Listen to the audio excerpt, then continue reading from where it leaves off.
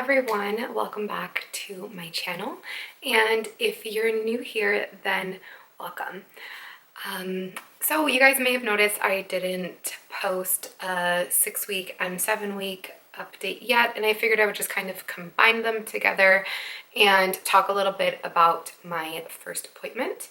But first, I just wanted to mention to all of you new subscribers that I have that I also update pretty daily. If you want to see what's going on like a day-to-day basis, then go follow me on Instagram. I'll leave my handle right here, just because I'm on there every day, really talking about everything that's going on, and I'll be updating on here frequently as well. So to get into everything, week 6 and 7, I felt like not much changed between the two, so I wanted to squish those two together. So week 6 and 7, baby is the size of a blueberry and then to the size of a raspberry, according to my app. Right now I'm using the Ovia app. I had a lot of recommendations from you guys for the Ovia app, and I'm actually really liking that one. So I'm currently using that right now. As far as symptoms and how I've been feeling these past 2 weeks, the nausea is definitely kicking in a lot, and the doctor prescribed me a morning sickness pill I had taken in the past with Gracie, diclegis, and that helped me a whole lot. And she gave me some samples of a different one. I think it's called Bone Gesta. It's by the same company, but that has not been working well for me at all. I was really sick after taking it, and I've just gone back to taking good old Unisom and B6, and I take the Unisom only at night, and I'm taking B6 throughout the day, and that's been helping me control the nausea on most days. I've noticed that the past 2, I don't know what it is, but on the weekends, on Saturday and Sunday, I feel extremely sick, and I'm literally just can't even stand. I get so dizzy, I can't eat anything, I can't smell anything. Those have been my worst days. My husband thinks that that is not a coincidence, but I don't know what it is, if it's my hormones changing at that time of the week or what exactly it is, but for the past 2 weeks I've been really sick on mostly Saturday, not Sunday so much, but getting sick on the weekends. And because I'm been so sick, I've had a lot of loss of appetite. My go-to thing right now is I'm just drinking juices, I'm juicing and making smoothies, so that way I can pack a bunch of nutrients in there with my juices. I'm adding a ton of vegetables and fruit, and then making smoothies and adding just a bunch of healthy things into there. That way I'm at least giving nutrients to the baby if I can't eat, tolerate eating any food. Even the smoothies tend to feel heavy, so the juicing has been helping me a lot because it's just nice and thin and straight nutrients going to the baby. Oh, another symptom that popped up this past week was acne. I don't know, I have makeup on right now, I've been trying to cover, but I have been breaking out so bad on my face, my chin area, and I'm just getting random pimples, and I keep getting these 2 reoccurring pimples, one right here and one right here, and they're painful. And I found a body hair that was, I'm not even kidding, it was this big.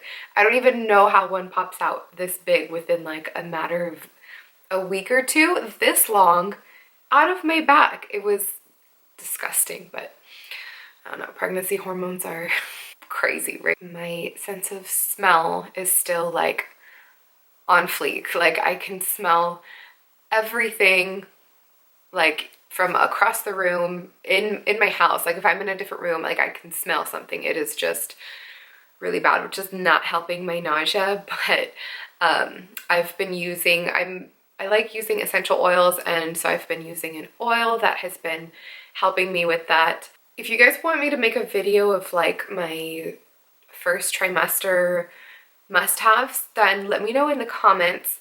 That way I can like put something together on everything that I like have been using on an almost daily basis right now to get me through the first trimester. Moving on to my first appointment. Let me go get, I have a picture of the baby, hold on. Here is our little baby. So I was measuring at 7 weeks, which is right on track as to where I should be. The heart rate was 138, and the doctor said that the baby has a good strong heart rate, so that made me feel good. What we weren't prepared for, or at least what I was not prepared for, the first appointment can always be kind of scary, right? Like you go in and you're expecting to hear everything is really good or there's no heartbeat, you know, and that's always the worst words that you could hear from your OB. Like I said, baby had a good heart rate and was measuring on track and everything, but she did notice a lot of excess blood in my uterus, and she seemed pretty concerned about that. So I wasn't really prepared for that. I was either prepared for everything to be okay or for the worst, and I feel like I kind of got this like weird limbo type answer. But she did refer me to a maternal fetal specialist, and she just wants to monitor the blood that's in there. I mean, like I said, the baby had a good heart rate and was measuring right on track. So everything has been good so far. My HCG levels were really high. Blood tests are coming back normal. Something that I looked up online called a subchorionic hemorrhage.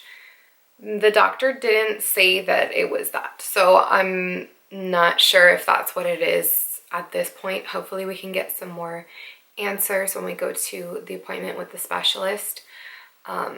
So I would appreciate any prayers. I believe in the power of prayer, and I just hope that everything turns out okay with this baby and that it's just a normal bleed. I haven't had any bleeding or spotting or anything. So far everything is going pretty good with the baby. Oh, and another, I wouldn't call it like a symptom, but another change that I had in week 7, I hadn't really been having any coffee in the mornings just because I felt like really crappy in the mornings anyways, and my kids were on winter break, so I just wasn't like, I don't know, I wasn't craving coffee. I was kind of put off by it. And so I had coffee the other day. I was really, really tired, and it gave me like this really anxious feeling. And I had that before with Gracie. I could not drink coffee. I couldn't even stand the smell of it. Like I literally told my husband to unplug the coffee maker, and he was not allowed to make coffee at home at all. He had to take his coffee to work because I could smell it when I woke up after he had left even. So it's not that bad, but when I drink it, I feel like if I chugged like 5 Red Bulls or something, I don't even know. It's just like a real anxious feeling that I was getting, and it felt really ugly. So I'm not really having coffee very much. If I do, I'm having like 1 cup throughout the day, maximum right now at least, which kind of sucks because the exhaustion is definitely hitting hard. Having 3 kids, and 2 of whom are toddlers, and having to keep my son Liam on schedule with school and therapy and everything, it is just so much more difficult to try to relax this time around. Luckily, my husband, because of the winter break, was able to get off a decent amount of time. So he's been home for a good portion of this time when I haven't been feeling great. So I've been super grateful for that. Other than that, any prayers would be appreciated, and I will be updating you guys on my appointment with the specialist And at that time I should be around 8 weeks, so I'll probably put that in my 8-week update. Thank you so much for watching, and don't forget to subscribe if you haven't already. I'll see you in the next one. Bye.